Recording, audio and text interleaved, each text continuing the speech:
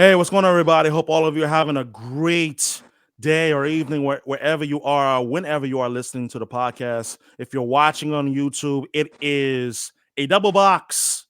It's a double box, which means I have a guest on.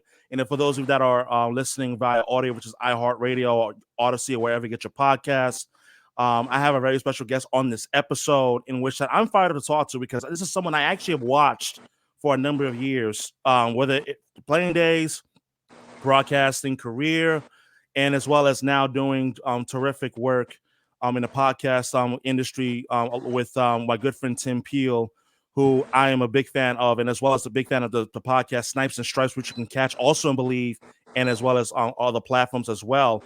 Jeremy Roenick, the multi-all-star, the 500 goal extraordinaire himself, and a man who's not afraid to share his opinions on all things hockey. So this is why I brought him on the pod.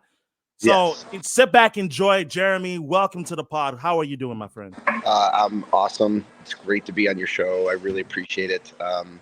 Another Philly guy. You're in Philly right now. You know how much Philly means to me. So to be on with you is great. I appreciate those sentiments. You're amazing. And I just want you to know that I'm enjoying this beautiful podcast while That is amazing. The man getting a pedicure.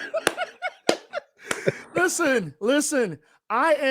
I am like very much like, damn, I wish I could be enjoying the moment while you're getting your foot rubbed, while you're getting like a pedicure or whatever. Like, Yep. I mean, how badass is that? Seriously, I mean, my goodness, Hey, listen, you have a you flair for the never- dramatics, which just surprised me.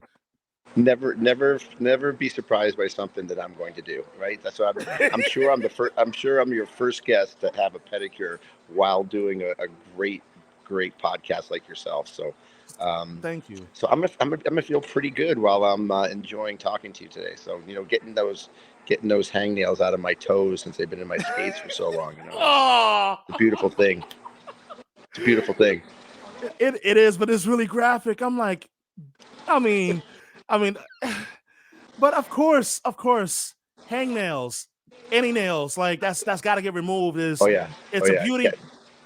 Yeah, you got to have nice feet in life. You got to have nice feet in life. It's a priority. It's a priority. Why is it a priority? That's right. Like, why is it a priority to you? Why? Because there's so many people that do not like feet because they don't like feet because either they smell, they look funky, or they look janky, or they just go toes that go all over the place. Yeah. And I like my feet rubbed, and nobody's gonna want to rub janky feet. So so you got to take good care of them. Take good care of your feet. That is true. I'm not even mad at that at all. And listen, like you are, and I'm not saying this to blow smoke up your ass, but I genuinely mean it. But you talk about one of the great characters that the NHL has known, and in all facets, both when you were playing and as well as your post-playing career, including in media as well. And Jeremy, like, where do you get such an engaging, fearless, opinionated personality from? Where do you get it from? Like, where does it originate from? Well, I think number one, it's competitiveness. It's the passion, right? When you love something, you're got to be all in, and you can't dip a toe in it. You can't test the waters. You got to go in and you got to do everything possible. And pro sports, you're not going to be the best, and you're not going to be effective if you don't put everything into it. And I mean emotionally, physically, mentally. There are a lot of things that make these athletes the great athletes. Now, I also understood that the media was my friend. Even though sometimes they wrote some bad things about me, they also were my conduit to my favorite people in the world, and that was the fans. Yeah. So I always made sure that I entertained the fans through the media. I treated the media well. I gave them a real quote, one that they could write and be happy to write. Ones that read, got their articles out there, so it made them more popular. But it gave the fans the ability to kind of understand me and see me and as how I was. Because listen, I love life, I love sports, I love people. Until that person decides that they don't deserve it anymore. So that's kind of how I've rolled my whole life, and the fans have been really important to me, and I've treated them with the respect that I think they deserve. And I've done it in person, and I've done it through the media. So I was lucky to be able to have that personality where cameras didn't bother me. I didn't mind pushing the buttons, pushing the edges, pushing the limits, and I really didn't care about the repercussions because I always went out and played really hard. You can't talk and not play hard, and I always knew that my effort on the ice was going to be 100%. So I always felt like I could talk because I knew I would walk the walk. You came up in an era in which that it was this is like late 80s. You came into the league with the Chicago Blackhawks, and personally, I'm a sucker for old time NHL stadiums, like in arenas, like the Forum. I wish I've had the opportunity to go and see what the Forum was like. I Yeah, wish I've had the chance to check out the Olympia, like the old Boston Detroit. Garden, like Yeah, with Boston being having an extremely special place in my heart. yeah, In Philadelphia, knowing Philadelphia has a special place in your heart, the old yes. Spectrum, So spectrum. and so forth. And you played in Chicago Stadium. Yep, What was that experience like in playing in such a legendary arena and with unbelievable. all of the character and everything else that went into it? Yeah, it was unbelievable. And hockey started with 6 teams, the original six, Yep. and that those original six are so glorified by our league, so glorified by so many hockey fans, and the history of hockey that has started in those buildings is a real special thing that if you got a chance to see it, Mhm. experience it, for me playing it, I played in 57 NHL buildings during my career. Wow. 57 NHL buildings, and it's really sad that the old ones that were had the most character. You said Chicago Stadium. There is not a building built on this planet that had more energy, that had more charisma, that had more um, just chills that went up and down your spine during an anthem. Um, to play in that building was fierce, was rough. Going into Montreal Forum and seeing the history behind that, seeing all those Stanley Cup banners, seeing the people that are in the rafters there with their jerseys retired, it was you're walking into hockey greatness, like literally historical greatness, and that's intimidating. I love playing in the old Maple Leaf Gardens, which was, Maple Leaf Gardens. We used to sit on the bench, and this is no word of a lie, and there was no glass around our bench. Literally, you're sitting. If you're at the end of the bench, Mhm. you are literally sitting next to a fan, and without any partition. Mhm. Literally, you are a foot and a half away from the fan, and you're on the bench, and they're sitting in their seat right inside the glass. Mhm. And you know how many times I've sat on the end of that bench and ate somebody's popcorn or took a sip of their beer because um, Wow. and fans would walk behind the bench. They could reach up and touch Mike Keenan as they walked to their Wow. seats. I mean, these are the things that these old barns that you'll never see again, the intimacy of them was so spectacular. And um, the only bad thing was is they were old, right? So the showers were bad. It was cold water. There were cockroaches running all over the places and rats running Mm. all over the place. But still, that didn't even bother you because you understood those rinks. Boston Garden, same thing. I grew up. Mm. I grew up. As a kid, Yeah. sneaking into the Boston Garden and watching games with my buddies and stuff like that. It was just that was it's amazing history of the National Hockey League are the old barns. It's pretty Yeah. crazy. Yeah. Like which old barn was the most special for you to walk into and play on whenever you got the chance to go as a visiting player?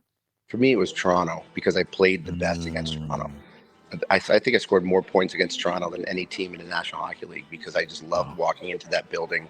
I loved the feeling of playing in front of those fans.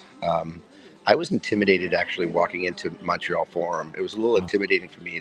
It was such a different aura and kind of mentality than Maple Leaf Gardens was. And Maple Leaf Gardens was alive and vibrant, and Mm, all those yellow seats in there. Then you go into Montreal Forum, and it's darker, and it's light at the ice, dark at top, kind of like the Spectrum used to be. You couldn't see the top. Red seats all over the place, and just more like dark and mysterious. Whereas I loved going into Toronto and just making sure everybody saw me light that team up. wow. Yeah, it was Uh, great. uh, like, was there a distinct stench? And again, I'm a sucker for all arenas when it Oh comes, yeah. especially when it comes to the importance that it has in the history of the NHL. Was there like like an odor that each building Oh, had, or was it yeah. all like similar? Oh no, no. There was a musky scent to all those buildings. Mm, Down below when you walk through the bottom of those arenas, when you walked into the locker room, um, mm. it was like a 100 years of sweat. It was just that you could smell it. It was part of the whole aura of going in there because it smelled old and it looked old and it was, Mm. the wood was beaten up and, you know, it was crazy. It was really crazy. You mentioned that you're a Boston guy. You're from Boston. You were born and raised, and you went to games at the old Boston Garden. And this season being the 100th anniversary or season of the Boston Bruins, they came into the NHL in 1924. Share with me your childhood memories of growing up, going to the Boston Garden, and as well as just how special this centennial season is to the Boston Bruins, and perhaps even yourself as well. Yeah, well, back in the late '70s, it's go and watch Peter McNabb and Brad Park Mm, and all those. Rick Middleton was my favorite player growing up, and I wow. remember being able to go in and run down to the glass just to watch warm-ups. Right, Yeah. we would sit in the upper balcony, but I would always go down before to watch warm-ups. Right, and Mm, wish that got to sit down there, but we always sat up in the rafters when I was a kid, yeah. and just watching. I remember watching Stan Jonathan. I was so amazed that a guy his size would beat the hell out of guys twice the size of him, and Mm, watching the old school mentality hockey. No helmets. I thought wearing no helmets was so cool, and I wanted to do that when I got older, right? But and as I got older, going with my friends and taking the train from school into the city and going to games, right, with my mm, buddies. Um, whether we had tickets or finding tickets or trying to sneak in, those were always like the good moments. And then when I was 14, Wayne Gretzky asked me to a game. He took me out for breakfast. Um, mm, yeah, I went out to breakfast with Wayne, and then went to the arena, walked into the Boston Garden with Wayne, went into the locker room with Wayne, and when he was there to play the Bruins. And you know when you walk into the Boston Garden, into the locker room area, down into the doldrums of mm, Boston mm. for the first time with Wayne Gretzky, it's a different experience, my friend. It was a different experience, and it's one I'll never forget. And I remember being there my rookie year, and remembering being in that visiting locker room and seeing where I sat next to Gretz. It was just really cool memories that I have of Boston Garden. Yeah. Like, share with me the story of how did you end up getting the chance of a lifetime to go out to breakfast with the greatest of all time? I mean, Yeah. that's At the just putting it time, yeah, plainly. Yeah. yeah. At the time, I was 14, almost 15 years old, and Gretzky owned the Hull Olympics up in the Quebec Junior Mm, League, and I'd been scouted by a man named Charlie Henry, which was Wayne Gretzky's very good friend and a general mm, manager of Hull. And he said, Charlie Henry says, "Hey Wayne, you got to get this kid to come play for your team. You're going to Boston. Let's invite him to a game. If we can get this kid to come to our team, we're going to have the best team in the league." And so Gretz called me, and Charlie Henry flew down, and they courted me to try to get me to go play major junior and leave high school to go play major junior in the Quebec Major Junior League. My mom didn't let me do it. She said no, so I had to say no to Gretzky and Charlie. But full circle, I did end up playing 26 games with Hull which was 3 years wow. later, after I got drafted, and the Chicago Blackhawks sent me to junior for 26 games. where I think I scored like 72 points in 26 games. And Charlie Henry was right, because we did have a hell of a team that should have won the the uh, um, the um, the cup that year in Major Junior. Wow. Like, so going back to your years in Chicago, you played for Mike Keenan. Mhm. And Mike Keenan, for those of you that don't know, is one of the most fiery head coaches that ever coached behind the benches in NHL history. And obviously won the Stanley Cup as a head coach of the New York Rangers in 94. Tell me about like your experiences when you first interacted and when you first met Mike Keenan, your experiences playing for him, and those early '90s Chicago Blackhawks team that were good, but just not quite good enough to ultimately win the cup. Yeah, well, he was a very intimidating man. By the way, a very good coach, extremely opinionated, and a guy that I really didn't understand or know the first few days of camp. He Mm. let me be. Um, he allowed me to go out and play the style of game that I could play and see what I had. But he let me know really quick the second week that I was in camp at 18 years old, playing in Kalamazoo. Because remember, I'm coming out of high school Yeah. when I was 18 years old in 1988, and I was not a hitter. I did not play physical. I was not a physical presence at all. I was Okay. just fast and talented. And so Keenan put me in a preseason game in Kalamazoo, the second week of camp, and I wouldn't hit anybody. I was just chasing the puck everywhere. I wasn't finishing my checks, and Wow. I learned exactly who Mike Keenan was in the second period, because I missed a check, or didn't. Swung by a check, and Mike Keenan comes running down the bench and grabs me by the throat, literally grabs me by the throat and pulls me backwards on the bench, and yelling so loud that he's almost spitting on my face. He's yelling at me that if I Wow. swing past one more check,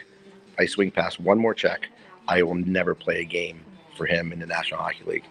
And he says, "You understand me?" And I said, "Yes." And literally almost tears coming out of my eyes, because he had me almost choking me on the bench, right? Mm. And he scared me into a physical mentality role that I never had. And I realized that, number one, I could, even though I was 158 pounds, I knew that at my speed, I could get going, and I can hit hard with my speed. And then I'd hit people really hard, and it would hurt me too. But I saw the fans went crazy. They loved it. And then I'd score a goal, and the fans went crazy again. So Mike Keenan taught me how to have a multi-dimensional game, and Yeah. how to be fierce, and how to have toughness, how to play through pain. Because if you didn't do those things, you would not play. You were not playing in the game. You're not playing in the league.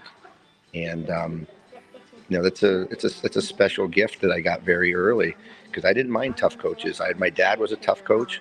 My high school coach was a very, very tough, stern coach. I didn't mind tough coaches. I actually responded to him well. Wow. But Mike Keenan he was one of the most intimidating. He always believed that um, comfort leads to complacency. Complacency. Yeah. So he was always mean. He was always yelling at people. He made it uneasy in the locker room all the time. There were fights during practice all the time, and Keenan loved it. He wanted he wanted people to be angry all the time. He wanted people to be uneasy, because that's when they play their best. That's a hard team to play against, when they're not complacent, when they're not comfortable. And Mike Keenan didn't make it comfortable, ever, ever. Wow. But I will tell you this. I will tell you Mhm. this. One time a year, always one time a year, Mike Keenan would walk into the locker room with all of his equipment on, and he goes, "Boys, here's your opportunity. We're scrimmaging." And Mike Keenan would play 30 minutes with one team. Yep. And then he'd change jerseys, and he'd play 30 minutes with the other team. And you could go at him anytime you want. You could hit him, you can fight him, you can slash him, you can do whatever you wanted to in that game. And let me tell you something. After that game, Mike Keenan would come in the locker room and said, "Boys, I'm still here."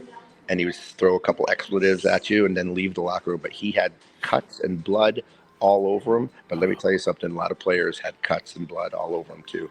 And it was a sight to see. But he did that. He allowed players to go after him one time a year. And it was pretty special to watch. Oh, that's incredible. Wow, like when you talk about like the fact that you love playing for tough, intimidating coaches, a certain coach came to mind, and you being the hockey like extraordinaire that you are, Scotty Bowman came to mind.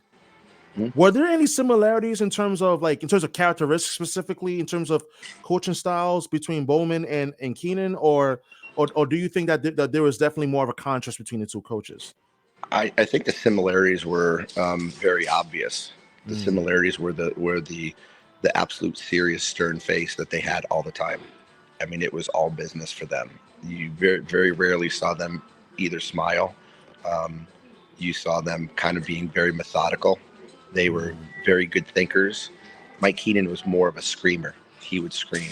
He was more animated, um, and I think he was harder on players than, eh, like physically and verbally, um, than our other boy.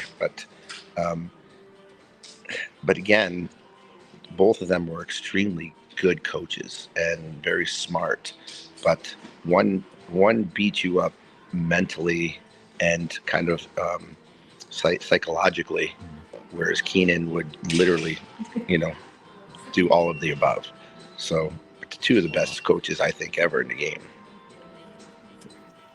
I mean, it's incredible because like I remember reading stories about like Mike Keenan and how he was able to, like to not just motivate but as well as to an extent inspire, those Ranger teams that ultimately broke that 54-year curse winning the Stanley Cup in '94, and I mean I want to go back to your career, But you got to 'cause remember, Mike Keenan didn't care whether you liked him or not.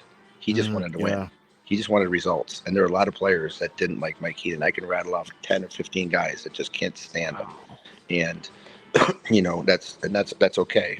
But listen, he got to the finals a few times. He won a final in '94. He was effective. And I think if you go back and you ask Mike Keenan right now if he would change a few things, I think he would change a few things. But I think his mentality and his direction and his craving for winning, he'll never change. Before we hit record, we were talking about how special Philly is to you and still is to this day. You went to the Philadelphia Flyers on in the 2001 2002 season. You played 75 games and you had 67 points that season. What was it about the Flyers and the fans in Philly that connected you to have such a special place in your heart? Was it the Flyers culture, especially in those early 2000 teams? There was a really good Flyer teams in the early 2000s that, in fact, I would say in 2004 they should have beat Tampa Bay in That's, that Eastern but Conference Finals. Go ahead. it's funny you say that because 2004 is the best team I've ever been a part of. The most Wow. talented, the best team I was ever on in my life, and we should have won if we didn't have as many injuries as we had. I had major concussions. I was literally playing, seeing three pucks. Um, Wow. we that was our year to win it. There was not a better team in the National Hockey League that year, and there was not. I have not been on a better hockey team in the National Hockey League than that 2004 Flyer team. But I'll tell you, when I got to Philadelphia, there was an instant, I think, admiration and appreciation because I always looked at it. When I played in Philly, it was rough. It was hard nosed. I mean, take out the Broad Street Bullies mentality, but just being in that old, in that old barn with the Spectrum was intimidating. The fans yelling, the fans' involvement, the physicality on the ice. I mean, you talk it, and we can go on down the line. All the tough guys that played for Philly, but I always felt that I played the game the way that the Philly fans cheered the game, right? With all their passion, with all their might, with all their energy. And I knew all they want is a good hardworking player, a guy who puts in the work, a guy who fights, a guy who, and I don't think they even care if you produce. They want to see you work. They want to see that you care. Mhm. And that I knew I could give them. And we just gelled. There's not a place that I don't go in the course of a day where I don't find a Philly fan or a big Philly guy and I hug every single one of them. Everyone, I give them a hug, whether it's in the airport, whether it's in a grocery store, whether it's in a restaurant. Um, we still have a very special bond with Flyer fans. It's kind of unique, and even though I was there for only 3 years of playing, it's very strong. You played with Rick Tocchet, and like you see the success he's having with the Vancouver Canucks, in which that, to a lot of people's surprise, the Canucks are one of the teams that have a legitimate chance to win in the Stanley Cup this year. And just looking at the core that the Canucks currently have, it doesn't surprise me with the likes of Quinn Hughes, Brock Boser, as well as JT Miller, and then like the goaltender they're getting from Thatcher Dinko. You having a chance to play with Rick Tocchet, and now you're seeing the success he's having as a head coach with the Canucks. Does it surprise you at all with the success that he's having in Vancouver? And what did you see early on, like when you played with Tocchet in Philadelphia, that led you to maybe to believe that he would actually become a successful NHL head coach? Oh yeah, it doesn't surprise me at all. I played with Talk in Arizona. I think it was in 1999, 2000. So Talk and I were very close. And he's probably one of the main reasons why I went to play in Philly, so I can play with him again. That's the type of respect that Talk has from his teammates. I mean, he's one of the best players / fighters, tough guys, power forwards in the history of the game. And he was a smart guy. He was a great leader. He always said the right things. He always did the right things. He always put 100% effort in. Now, you knew that he was going to stay in hockey after hockey because his passion and love for it. Then he went to be assistant coach in Pittsburgh and doing all that. Then he became head coach in Arizona. Unfortunately, didn't have a very good team in Arizona, and his hands were pretty much handcuffed. He was handcuffed with a bad team. So that's not his fault. I think he got a lot out of Arizona, but you put him on a team like Vancouver with exceptional talent like they have. Talk is going to be an amazing motivator, because who's not going to come into that locker room and see the face and the mug and the melon of Rick Tocchet, knowing his career and what he did, and make an excuse why you didn't play very well. You're not going to do it. Yeah. You are held to a different standard when you have a player like Talk as a coach. But Talk is one of those guys who allows the player to be who they are, but also be responsible when they don't have the puck. He lets players, take what they're best at and expose it to everybody, use it, and do it within the system. And I once said to Talk asked me a question. He says, what can I say to these guys? Like, because he was finding it hard to motivate these young guys in Arizona, get the consistency out of them. And I told Talk, I said, Talk, just go to your guys and say, hey, listen, boys, I need you 3 times a week. Like, let's just break it down. I need you guys 3 times a week to show up, to give me every ounce of energy and give me the best effort that you have. If you give me a great effort in the ice the night before we win, I don't care what you do in practice the next day. Take it off. You can flow every day in practice. But if you come those 3 days and you give me everything you got, and you engage, and you play physical, and you play the way you're supposed to, and we're not going to win every game, but you show me the effort and you show me that you care, you can take the other 4 days off for all I care. And I think when you think about that, when you break it down, these kids are like, dude, all I have to do for 3 days is just come and bring my work ethic for 3 days. I'm in. I'm on your board. I'm on your plan. And I think Talk says that mentality to his team up in Vancouver. Dude, we got 3 nights we got to work. The other 4 days we'll have fun as a team, but 3 days, you're bringing it. And I think it's a very simple way to tell these kids, listen, it's time to play, there's time to prepare, and there's time to relax and let your guard down. So it's important. The Canucks, they just acquired Elias Lindholm from the Calgary Flames, in which the night that the news broke, it actually shocked me, because I was one of those who believed that there was going to be a ransom on demand from Calgary in order to get Lindholm and add him to that toxic unit. And I look at Vancouver currently right now, and I say, Lindholm and Pedersen, are you kidding me? This has got to be one of, if not the best 1-2 center center punch in the league. When they acquired Lindholm, Jeremy, like, what were some of your first initial thoughts, and as well as just how much more dangerous has Vancouver become in your eyes, for the rest of the league? Well, my initial thought was, wow, Vancouver thinks they have a chance this year. Vancouver's going for it, right? That's my initial thought. I'm like, wow, they were able to bring on a player like Elias Lindholm. They have a shot, and they're gonna bring the best players that they possibly can in to have the best shot to win. Yeah. And I don't know how they were able to pull off that move to get a player like that and not disrupt their main core team.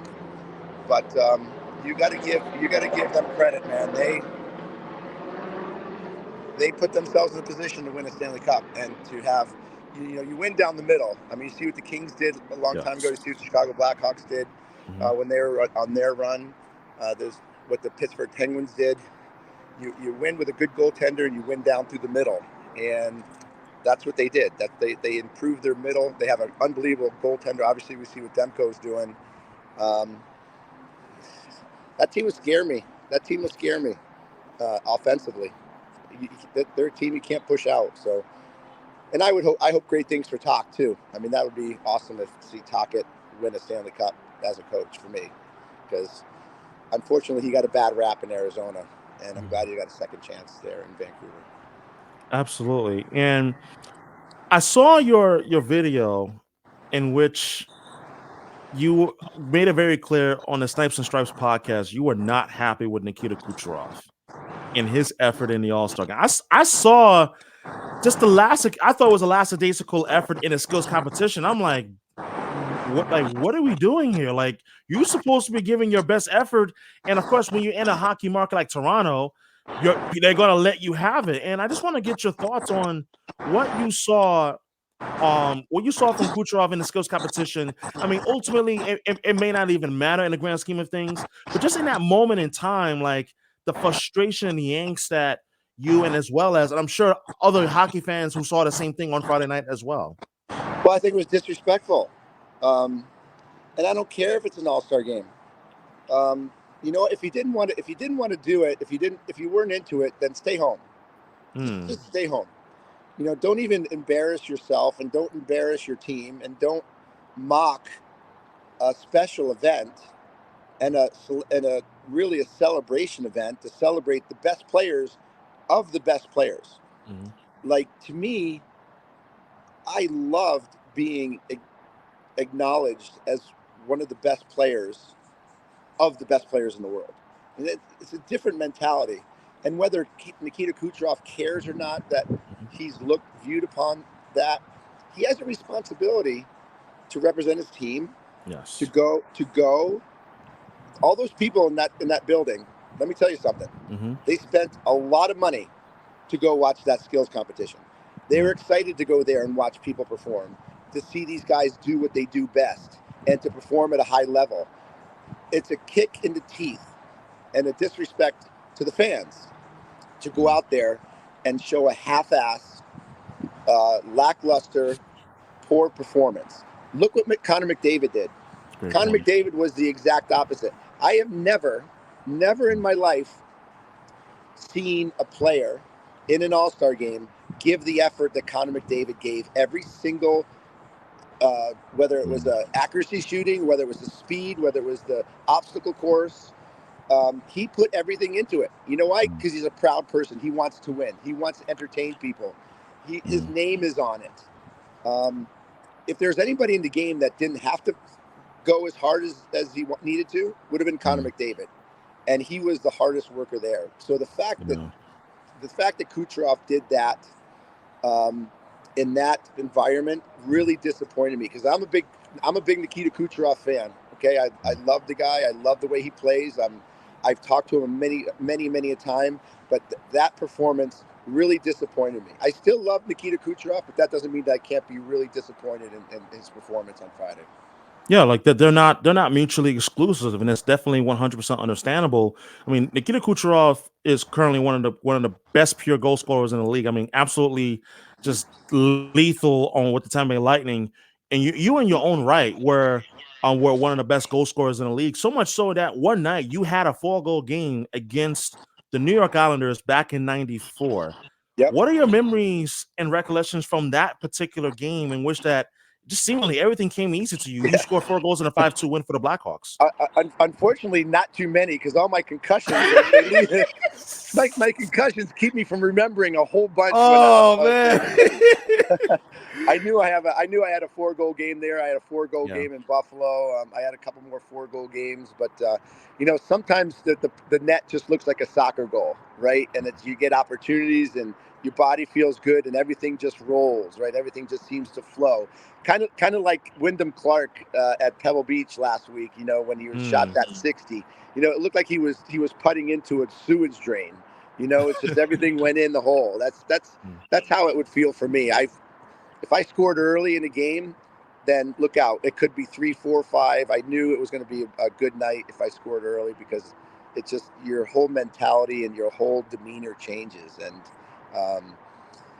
it's a lot of fun scoring goals. Listen, the best goal scorer right now in the game is Austin Matthews. What he's doing right now is absolutely spectacular. He's got 40 goals in 48 games. I mean, this guy, he's going to go down as the best American goal scorer in the history of the game without question. So, we'll see. But I enjoy he is the best goal scorer. But there's a lot of guys that are pushing him right now. There's a lot of good goal scorers. Yeah. And speaking of American-born players, the NHL just announced that they are returning back to the Olympics in 2026 and as well potentially in 2030. And given that the league hasn't participated in the Olympics since 2014, like how big of a deal is it for this generation of all-stars who finally get their first chance to play in the Olympics, such as Austin Matthews for the U.S., obviously, Connor McDavid, and so forth. Listen, I think it's a good thing. I love playing in the Olympics. I was there in '98 and in 2002, won the silver medal in 2002, and it's a different experience, right?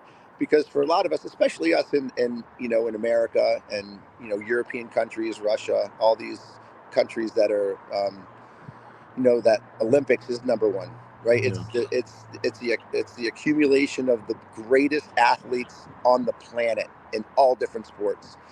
There's not a bigger platform, to tell you the truth. So for me to have the NHL players, who are the best players on the planet, to involve themselves in the greatest Olympic event in the world, it's fitting, and I'm happy that they're doing it. I understand why they didn't do it the last few years.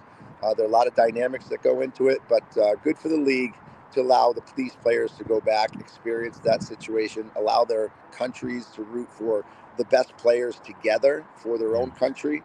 I think there's a lot of fun things to be excited about with the NHL players going to the Olympics. So to me, and that Four Nations Cup that they're going to have, that they just announced too, that's going to be a lot of fun. I mean, listen, we all talk about who's better, U.S. players or the Canadian players. We see it in juniors, but we never really see it in the National Hockey League. There are a lot of good American players in the National Hockey League right now.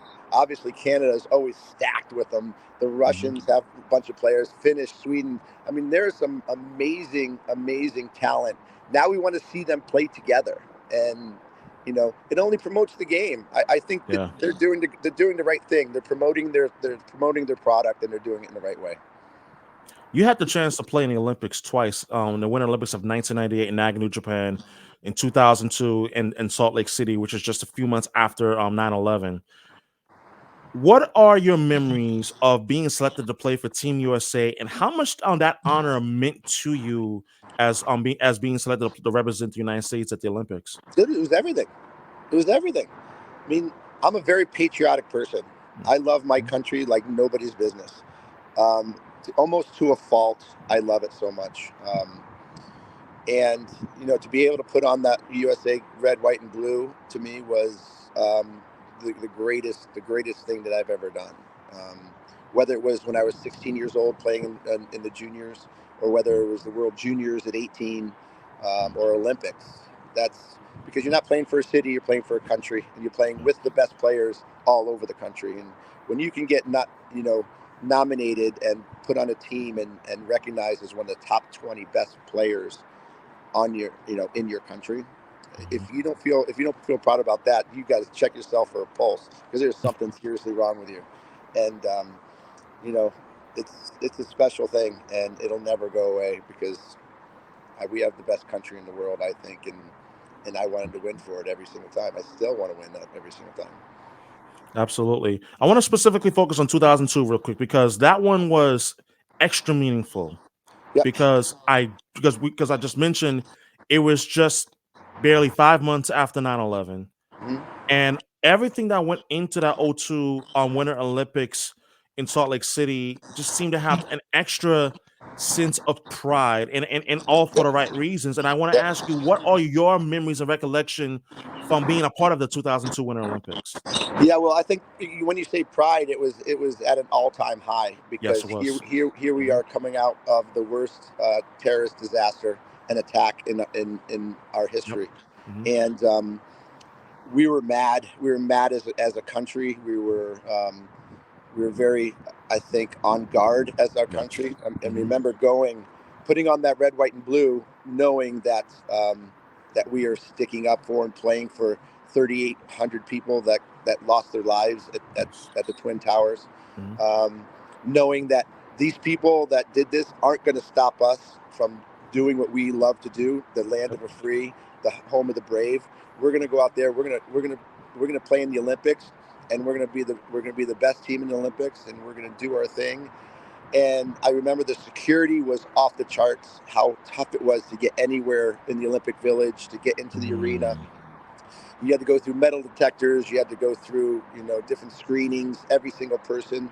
So they really were. It was a really high intense event that that I'll never forget.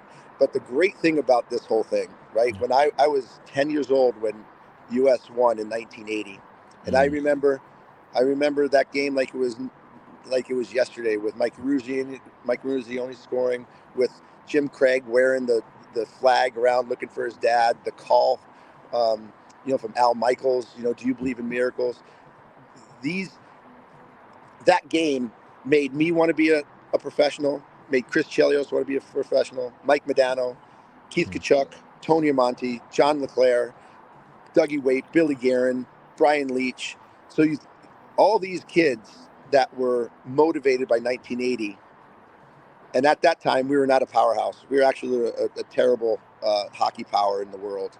Mm. And, looking 16 years later, winning the World Cup in New York.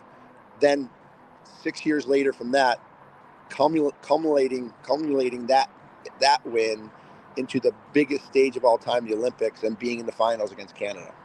And even though we lost, the United States was on the world stage in the final game of the biggest tournament in hockey in the world, the Olympics, to play for the gold Mm. medal.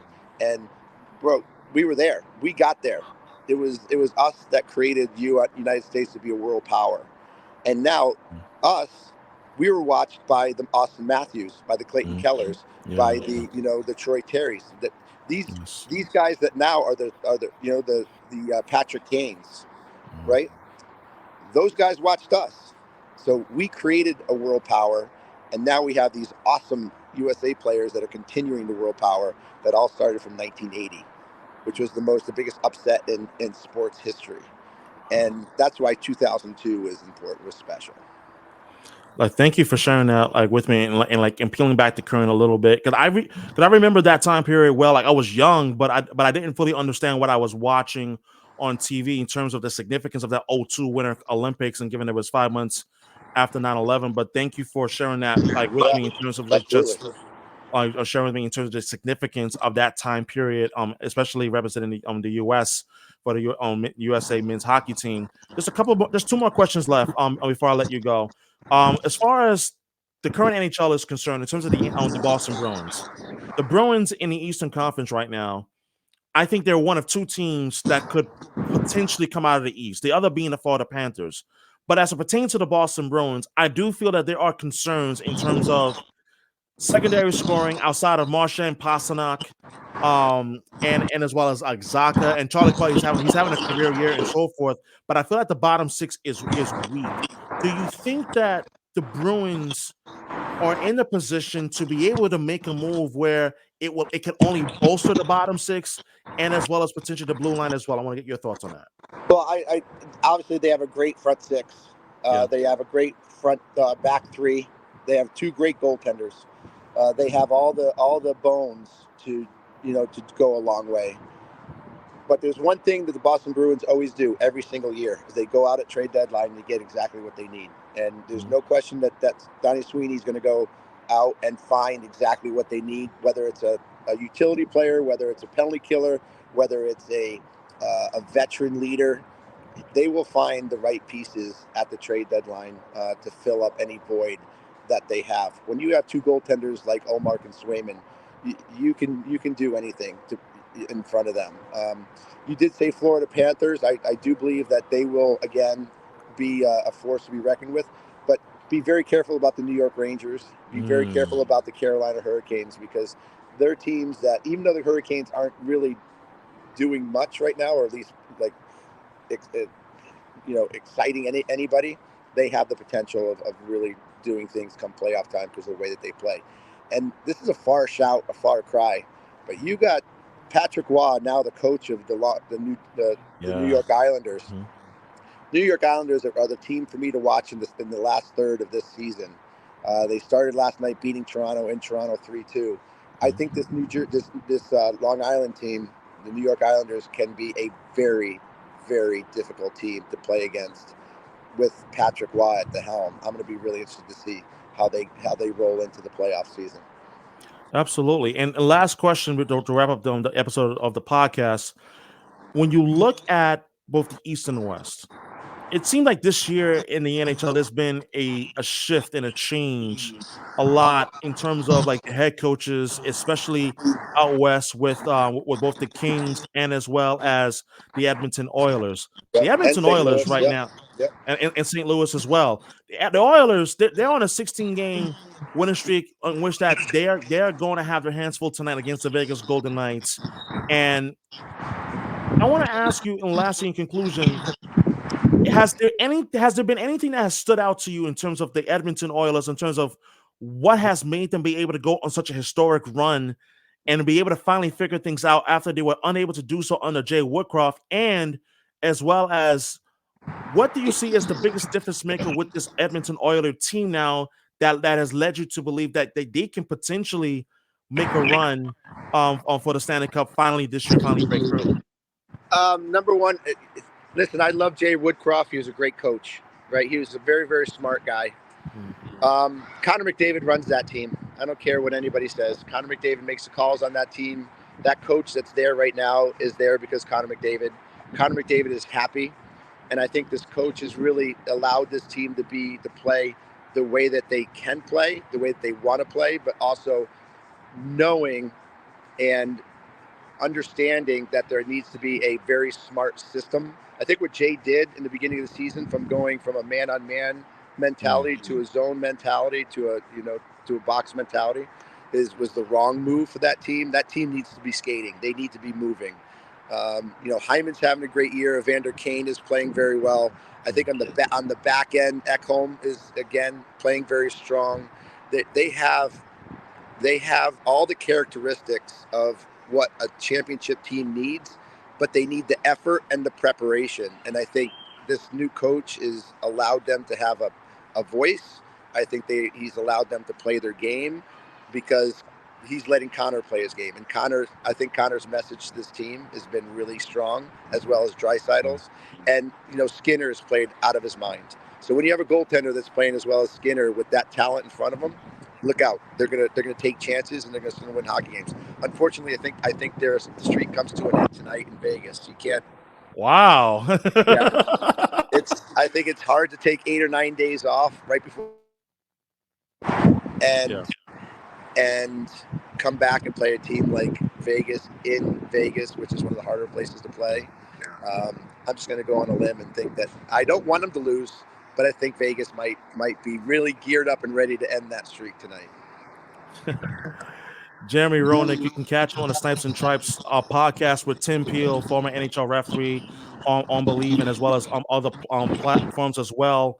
Former All-Star 500 goal scorer extraordinaire. Jeremy, again, Thank you. Because I've had so much fun chatting with you, all things NHL, and as well as looking back in your career and talking about some meaningful moments and places with you. So thank you. Well, you're the best, Righty. I appreciate you having me on. Thanks for dealing with me with my pedicure and being out and about, because that's what I'm doing.